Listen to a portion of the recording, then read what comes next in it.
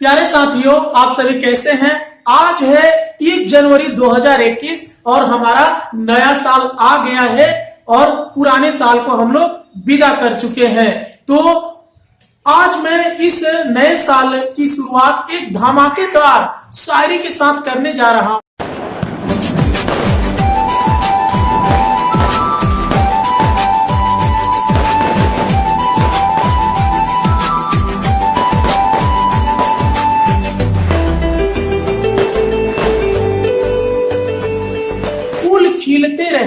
फूल खिलते रहे आपके जीवन की राह में, फूल खिलते रहे आपके जीवन की राह में, खुशियां चमकती रहे, खुशियां चमकती रहे आपके निगाह में। हर कदम पर मिले, हर कदम पर मिले खुशी की बहार आपको, हर कदम पर मिले खुशी की बहार आपको। ये दोस्त देता है नए साल की शुभकामना आपको, ये दोस्त देता है नए साल की शुभकामना आपको।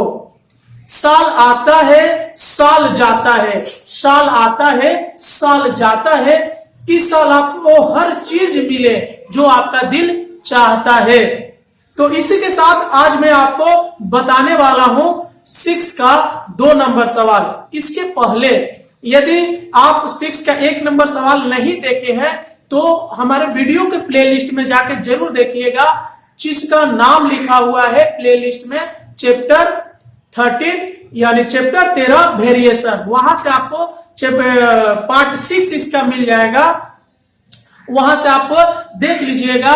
यह हमारा पार्ट 7 वीडियो बनने जा रहा है, वो आपको देखना बहुत ज्यादा जरूरी है। 6 का जो 1 नंबर सवाल पार्ट 6 में बना हुआ है, क्योंकि वहां पर मैंने x का मान निकाला है, py निकाला है, और साथ ही 6 का जो 1 नंबर सवाल है उसी में बनाया गया है 6 का 2 नंबर मैं इसमें बताने जा रहा हूं।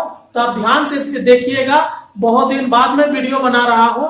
वीडियो को लाइक जरूर कीजिएगा, अपने दोस्तों में शेयर जरूर कीजिएगा। और एक बात जो सबसे इंपॉर्टेंट बात थी तो मैं बताना ही भूल गया, आपका एग्जाम का डेट भी अनाउंस हो गया है और बहुत खुशी की बात है कि आपको काफी टाइम मिला है प्रिपरेशन करने के लिए। आपके पास अभी पूरे 5 महीने का टाइम है। जो आपका एग्जाम फरवरी में होने वाला था अब 1 जून से स्टार्ट होगा, ये आप रूटीन देख सकते हैं ध्यान से। तो चलिए आज हम बिना वक्त गंवाए हुए शुरुआत करते हैं आज के सवाल को, और मैं इसी तरह आपका मदद करते रहूंगा, हेल्प करते रहूंगा आपके चैप्टर्स को पूरा करने में। आपको कोई भी प्रॉब्लम हो आप कमेंट करके जरूर बताना। चलिए देखते हैं आज का सवाल जो हमारा है कि x का मान ये मैं पहले ही निकाल चुका हूं इसके पार्ट 6 वीडियो में, और 6 का 1 नंबर भी सवाल बन चुका है, ये 6 का 2 नंबर है। देखिए लिखा है x³ plus y³ directly proportional x³ minus y³। तो इसको हम ऐसे लिख सकते हैं x³ प्लस y³ बटा x³ माइनस y³। हम इसे ऐसे लिख सकते हैं। ओके, अब आपको कुछ नहीं करना है, x का मान जो है पुटअप कर देना है। तो देखिए x का मान आपका क्या आया है, py। यहां पर x का मान आपका क्या आया हुआ है, py आया हुआ है, ठीक है। x का मान आपका आया है py, मैंने py लिखा, और ये जो q है मैं यहां पर क्या कर दिया, q दे दिया। अब फिर प्लस y का तो मान नहीं है, y को उसी तरह y³ लिख दिया। नीचे में भी वही करूंगा, py का क्या हो गया q, और ये माइनस क्या हो गया y³, ठीक है। अब चलिए इसको बाहर निकाल लेते हैं पोस्ट से। तो इसको बाहर कैसे निकालेंगे, py का q का मतलब क्या हुआ कि इसको 3 बार लिखा गया है। कैसे लिखा गया है, py गुणे py। आप अच्छे से जानते हो कि अगर मान लीजिए 2 का q है तो इसका मतलब हुआ 2 गुणे क्या हुआ 2। माने अगर किसी के ऊपर q है तो 3 बार लिखना, अगर किसी के ऊपर स्क्वायर है तो 2 बार लिखना, अगर किसी के ऊपर पावर 4 है तो 4 बार लिखना। तो जब आप इसका मतलब ये हो रहा है कि और इसको आपको गुणा कर रहे हैं, तो देखिए इसमें p कितना है, 1 2 3 p है, तो आप इसको ऐसे लिख सकते हैं ना, p3। उसी तरह y भी आपको कितना हो रहा है 3। आप जानते हैं कि गुणा में पावर क्या होता है, आपस में जुट जाता है, तो ये भी जुट कर क्या हो जाएगा, आप y का पावर 3 अब प्लस ये क्या हो गया y3 बटा, इसको आप कीजिएगा तो सेम टू सेम इसी तरह आ जाएगा, यानी p3y3 माइनस y का पावर क्या हो गया 3।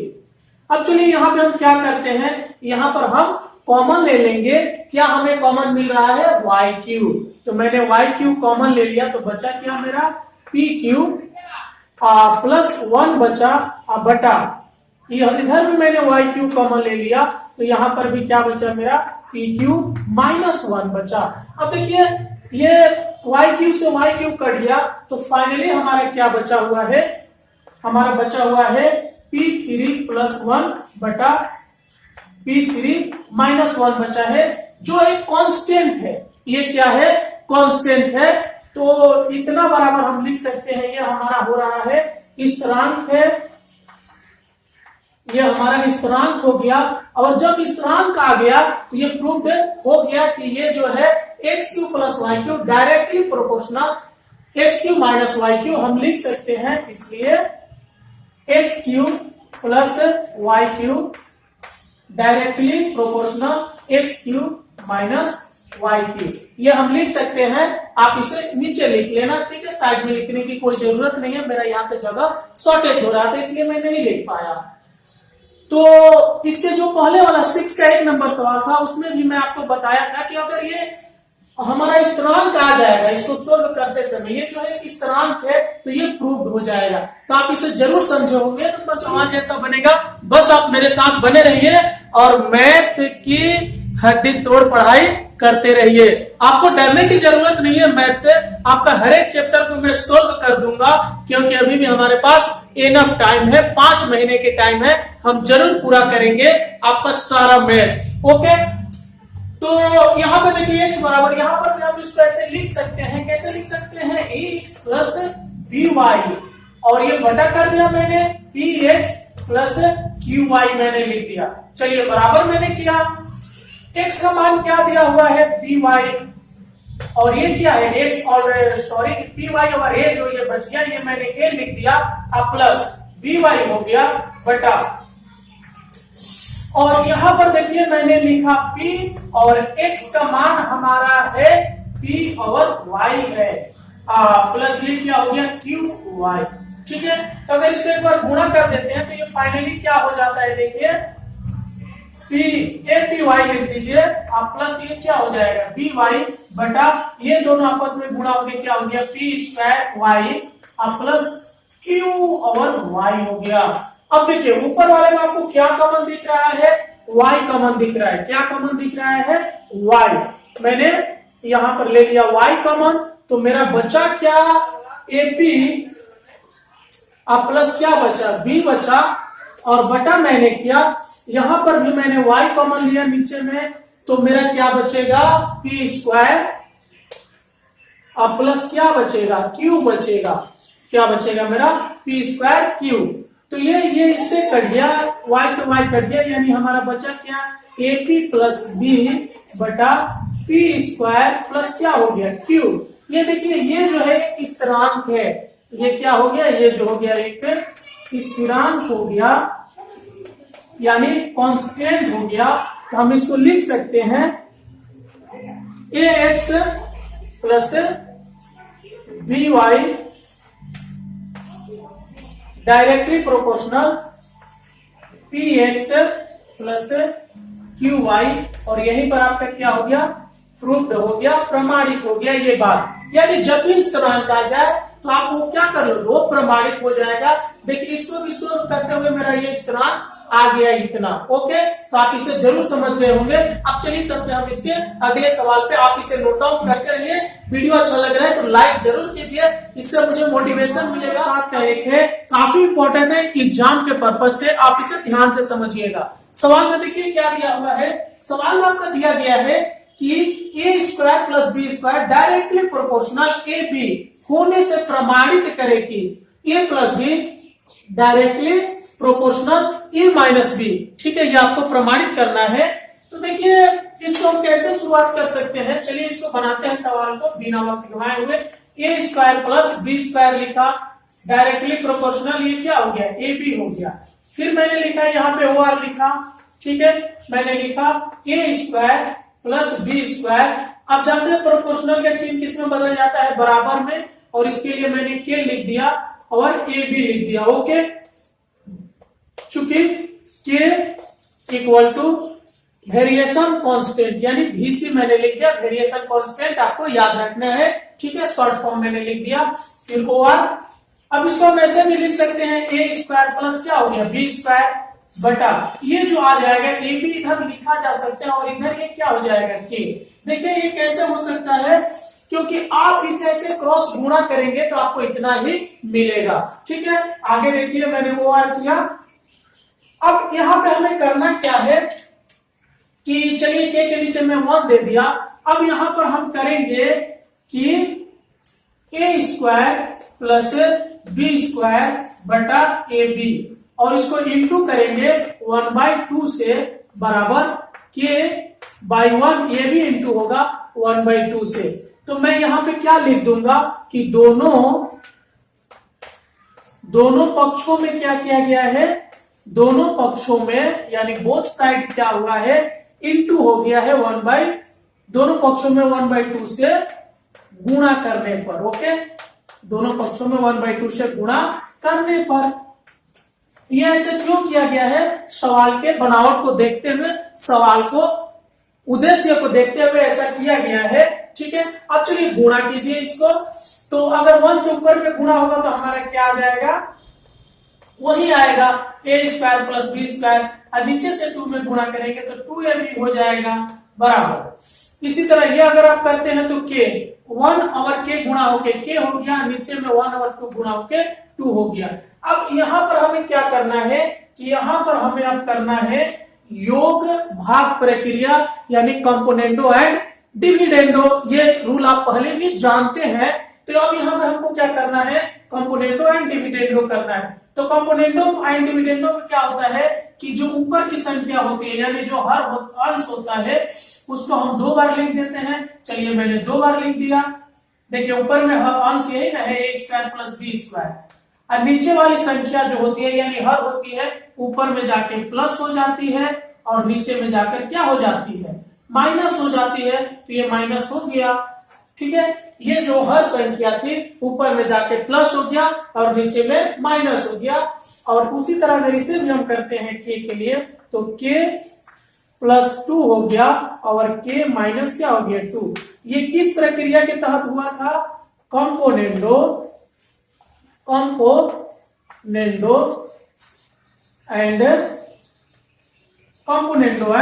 डिविडेंडो। ये आप पहले भी जान चुके हैं 5.3 में भी डिविडेंडो। ठीक है, कंपोनेंडो एंड डिविडेंडो ये रूल के तहत हुआ है। ये आप इससे पहले भी आप परिचित है, जब मैं 5.3 का सवाल बना रहा था उसमें भी यूज हुआ था, और इसके पहले भी इस चैप्टर में भी बहुत सारे सवाल में ये जो नियम है, ये जो रूल है यूज हुआ है। आप उसको देखे होंगे तो जरूर समझ रहे हैं, अगर नहीं देखे तो मेरे प्लेलिस्ट में जाके हर एक वीडियो को देखिए। मैं बेलर, गोलक, शंकु इसके एकक सम्स को सोल्व किया हूं, प्लेलिस्ट में आपको मिल जाएगा, आप जाके जरूर देखिए। चैप्टर जो 5 है 5.1, 5.2, 5.3 एकक सम्स को सोल्व किया गया है, और ये मैं अभी आपको 13 चैप्टर सोल्व करा रहा हूं। ये जैसे कंप्लीट होगा आप कमेंट करके बताओगे कि अगला कौन सा चैप्टर होगा, मैं वो बताऊंगा। ठीक है, तो अब ये देखिए, अगर आप इसे देख रहे हैं खूब ध्यान से तो आपके दिमाग में एक बात आ गया होगा इसे देखकर कि ये किसी न किसी का फॉर्मूला बना हुआ है, A square plus B square plus 2ab, A square plus B square minus 2ab। किसका फॉर्मूला होता है वो कमेंट कीजिए जल्द से जल्द। मैं देखना चाहता हूं कि आप कमेंट कर पाते हैं कि नहीं, आपको दिमाग में आया है कि नहीं। चलिए आ गया मेरे दिमाग में, और ये किसका फॉर्मूला है, हम इसको ऐसे लिख सकते हैं। ये ऊपर वाला फॉर्मूला है ए प्लस बी का होल स्क्वायर का, और नीचे वाला फॉर्मूला है ए माइनस बी का होल स्क्वायर का। ओके, और ये बराबर क्या हो गया के प्लस 2 और ये हो गया के माइनस 2। ठीक है, तो आप इतना दूर तक नोट डाउन कीजिए, इसके बाद हम नेक्स्ट स्टेप पर चलते हैं। जल्द से जल्दी से नोट डाउन आप कर लीजिए। वीडियो अच्छा लग रहा है लाइक जरूर कीजिए, इससे मुझे मोटिवेशन मिलेगा अगली वीडियो बनाने में। अपने दोस्तों में शेयर भी कीजिए ताकि वो भी इसका लाभ उठा सके और मेरे मेहनत का सही फल मुझे इस न्यू ईयर में। हम इसको ऐसे भी लिख सकते हैं, कैसे लिख सकते हैं, देखिए a प्लस बी बटा a माइनस बी, ये सबको मैं एक बड़े पोस्ट में रख के स्क्वायर कर सकता हूं और कितना बराबर आपका क्या आया है k प्लस 2 और ये है आपका k माइनस 2 आया है। ठीक है, अब मैंने OR किया। अब देखिए अगर यहाँ पर स्क्वायर आता है तो ये क्या हो जाता है, अंडर रूट हो जाता है, तो मैं इसको ऐसे लिख सकता हूं a प्लस 2 और a माइनस 2 लिख दिया मैंने एक पोस्ट में, दोनों को अलग अलग पोस्ट में, और इसके लिए मैंने लिख दिया k प्लस 2 और ये क्या हो गया k माइनस 2 का ये अंडर रूट हो गया। ठीक है, अब देखिए ये जो है इसको मैं कांस्टेंट मान लेता हूं। ठीक है, तो a प्लस बी और ये क्या हो गया a माइनस बी, ये अलग, दोनों अलग अलग पोस्ट में हो गया। और कितना बराबर अगर मैं इसको मान लेता हूं, ये जो पूरा रहा हमारा एक कांस्टेंट मान लूंगा कि इसको मैंने चलिए p मान लिया और पोस्ट में लिख दिया कि k plus 2 by k minus 2, ये जो अंडर रूट था ये बराबर p, ये जो हो जाएगा कितना हो जाएगा, p क्या हो गया इसके लिए स्थिरांक हो गया। ठीक है, स्थिरांक। अब देखिए इस रांक का मतलब क्या हुआ कि इतना बराबर मैंने p मान लिया, तो चलिए मैं इसके लिए मैंने यहाँ पर p लिख दिया। ओके, क्लियर हो गई बात। अब हम इसको ऐसे लिख सकते हैं कि a प्लस बी बराबर p, पोस्ट में ये क्रॉस गुणा हो गया a माइनस बी, तो ये तो कांस्टेंट है, p क्या है, कांस्टेंट है, एक स्थिरांक है, इसके लिए हम ऐसे भी लिख सकते हैं, इसलिए हम इसको लिख सकते हैं a plus B directly proportional. आप जानते हैं कि और ये ऐसे है तो हम इसको बराबर के लिए प्रोपोर्शनल और p तो हट जाएगा क्योंकि कांस्टेंट है, तो ये डायरेक्टली प्रोपोर्शनल क्या हो जाएगा a माइनस बी का। यही हमें प्रूव करना था और यहाँ पर ये प्रूफ भी हो गया और आपका यहीं पर सवाल भी बन गया। अब चलिए चलते हैं हम अगले सवाल पे, आप इसे नोट डाउन कर लीजिए। अपने साथ का जो 2 नंबर सवाल है आप लोग उस पे पहुंच चुके हैं, ये भी बिल्कुल 1 नंबर जैसा बनेगा, आप बस मेरे साथ बने रहिए। देखिए इसको आप खूब आसानी से कैसे सोल्व कर सकते हैं। ठीक है, जो 7 का 2 नंबर सवाल है बिल्कुल 1 नंबर जैसा ही होने जा रहा है। कुछ बच्चे, कुछ स्टूडेंट जो है इंतजार कर रहे होंगे कि सर आज इस वीडियो में प्रश्न क्यों नहीं पूछ रहे हैं, पता नहीं क्यों, मुझे याद है मैं पूछूंगा। तो चलिए आज का जो प्रश्न है ध्यान से सुनिए। आज का जो हमारा प्रश्न है इतिहास से है। ठीक है, काफी इंपॉर्टेंट है, एग्जाम में आ चुका है आपका एक बार ये प्रश्न कि महारानी विक्टोरिया का घोषणा पत्र कब जारी हुआ था। ये आपका क्लास 10 से ही है, आपके बुक से ही है। महारानी विक्टोरिया का घोषणा पत्र कब जारी हुआ था, आपको कमेंट करके बताना है। जल्द से जल्द मैं उसका नाम अगले वीडियो में जरूर अनाउंस करूंगा। तो चलिए इसको कैसे बनाते हैं, चलिए शुरू करते हैं इसको। x3 प्लस y3 पोस्ट बंद बटा, सॉरी बटा मत कीजिए इसको, पहले डायरेक्टली प्रोपोर्शनल क्या है x3 माइनस y3। ठीक है, इसको हम ऐसे लिख सकते हैं वो x3 प्लस y3 बराबर, यहाँ पे k मैंने मान लिया बराबर हो गया प्रोपोर्शनल के लिए और k स्थिरांक मैंने मान लिया x3 माइनस y3 लिख दिया, चूंकि k equal to variance constant हो गया। यहाँ पे k इक्वल टू क्या हो गया, वेरिएशन कांस्टेंट। फिर OR देखिए, अब मैं इसको बटा कर सकता हूं x3 प्लस y3 बटा x3 माइनस ये भी क्या हो गया y3 हो गया। ओके, ये सब पोस्ट में रखिए, अच्छा लगेगा, नहीं तो ठंड का समय है यार, कहीं ठंडा न लग जाएंगे। और मैंने क्या लिख दिया बराबर के, ऐसे ये यहाँ पर आ गया। देखिए यहाँ पे 3 छूट गया है। अब देखिए यहाँ पर भी हमें क्या करना, वही यार, वही जो इसके पहले वाला सवाल में हुआ था, कंपोनेंटो एंड डिविडेंडो, बस आपको वही कर देना है, कर दीजिए।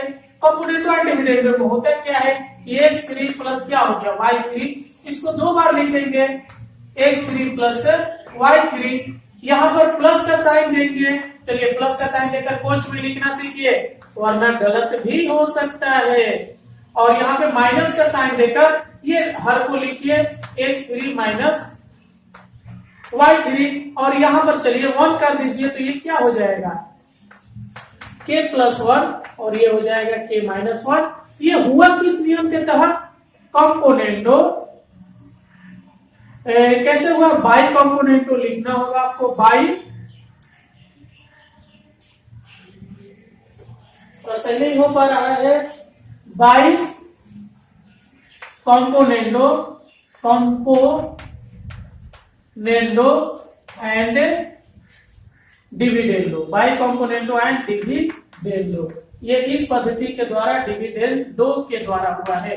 क्लियर हो गई बात आपको? अब चलिए इसको हम कोष्ठ से बाहर निकालते हैं तो क्या हो जाएगा x3 प्लस y3 और ये अगर गुणा हो रहा है प्लस के साथ तो आपका क्या हो जाएगा ये भी आप देख लीजिए। ओके, तो क्या हो जाएगा आपका प्लस के साथ गुणा होगा तो वही निकलेगा ना, प्लस x3 माइनस क्या हो जाएगा y3 बटा ये तो जैसे है इसी तरह आ गया है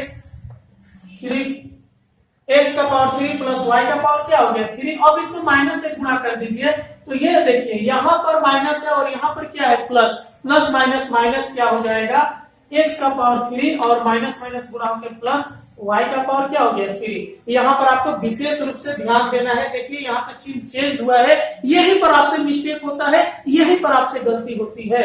बराबर मैंने क्या लिख दिया k plus 1 by k minus 1 आ गया। अब चलिए देखिए इसमें अगर कोई कुछ कट रहा है एक राशि से तो आप उसे काट सकते हैं। देखिए ये प्लस में है ये माइनस में है, ये दोनों आपस में क्या हुआ कट गया। उसी तरह नीचे में भी आपका ये माइनस और ये प्लस आपस में कट गया। ठीक है, तो आप इतना दूर नोट डाउन कर लीजिए। अब हम इसका अगले स्टेप के 2 बचा है एक्स क्यूब और प्लस यहाँ पर भी एक्स क्यूब, ये दोनों आपस में जुड़ कर क्या हो जाएगा 2x क्यूब और नीचे में भी वही बचा है y cube plus y cube, यानी दोनों जुड़कर क्या हो जाएगा 2y क्यूब बराबर k प्लस 1 और ये क्या हो गया k माइनस 1 हो गया। ठीक है, तो यहां से 2 से 2 कट गया और मैंने किया इसको हम ऐसे लिख सकते हैं x बटा y का ये क्या हो गया q हो गया बराबर k plus 1 by k minus 1। फिर और चलिए यहाँ पर अगर हम q को भी हटाते हैं तो इधर अंडर रूट हो जाएगा, वो q में रहेगा x माइनस वाई बराबर k plus 1 by k minus 1। ये भी आप जानते हैं कि भी अंडर रूट हो जाएगा लेकिन 3 के रूप में। कोई बात नहीं, 3 के रूप में हो 4 के रूप में हो, उसे हमसे क्या करना है ये तो इसको कांस्टेंट करके हम हटा देंगे। चलिए अब मैं इसको ऐसे लिख सकता हूं x बाई वाई। देखिए बहुत इजी तरीका से बनाया जा रहा है, इसके लिए मैंने p मान लिया। ये p कब माना, मैं इसको मान लिया चूंकि 3 k प्लस 1 बाई ये पूरा ना होगा, ये इसमें पूरा होगा अंडर रूट में और k माइनस ये क्या हो गया 1। ये जो आपका पूरा हो जा रहा है यानी k plus 1 by k minus 1 का ये जो 3 हो रहा है बराबर मैंने p मान लिया, ये एक स्थिरांक मान लिया, स्थिरांक यानी कांस्टेंट मैंने मान लिया। ओके, इतना बराबर p। तो चलिए इसके जगह पे मैंने p रख दिया। अब फिर आपको वही दोहराना है, वही पुराना नियम बाई कंपोनेंटो एंड डिविडेंडो जो आप अभी दोहराए थे। तो मैंने लिख दीजिए x by X plus Y और यहाँ पे क्या हो गया माइनस वाई बराबर यहाँ पे 1 कर देता हूं तो p प्लस 1 हो गया और ये क्या हो गया p माइनस 1। ये कैसे आ गया यहाँ पर बाई, बस यही आपको याद रखना है, कंपोनेंटो बार बार यही यूज हो रहा है and dividendo, dividendo कंपोनेंटो and dividendo. Okay, तो मैं इसको लिख दिया। अब चलिए यहाँ पर भी एक देख लीजिए एक स्थिरांक ये हो गया है, हम इसके लिए भी एक स्थिरांक मान लेते हैं। यहाँ पे सोल्व कर देता हूं, बस आपका सवाल बनने वाला ही है यानी x plus Y by X minus Y बराबर, चलिए इसको मैंने m मान लिया। यहाँ पर चूंकि मैंने मान लिया p प्लस 1 और p minus 1 equal to m जो हुआ एक स्थिरांक हो गया, कुछ नहीं करना है बस हल्के से समझ लेना है। स्थिरांक हो गया, ये भी एक क्या हो गया एक स्थिरांक हो गया। ठीक है, स्थिरांक लिखा हो तो इसके लिए मैंने m मान लिया, तो इसकी जगह पे फिर मैंने m लिख दिया। तो मैं अब इसको ऐसे लिख सकता हूं x प्लस वाई बराबर m ये क्या हो जाएगा, इसको कोष्ट में लिख दीजिए x माइनस वाई को, इसको भी कोष्ट में थोड़ा लिख दीजिए, ठंड लग जाएगी ना, ठंड का समय चल रहा है अभी, आपको पता ही है। अब चलिए, अब मैं क्या कर सकता हूं, ये बराबर हट के क्या बन जाएगा, इसलिए डायरेक्ट आप कर दीजिए, प्रूव्ड होने वाला है x प्लस वाई और आपका directly proportional x minus Y, यही आपका हो गया प्रूव्ड।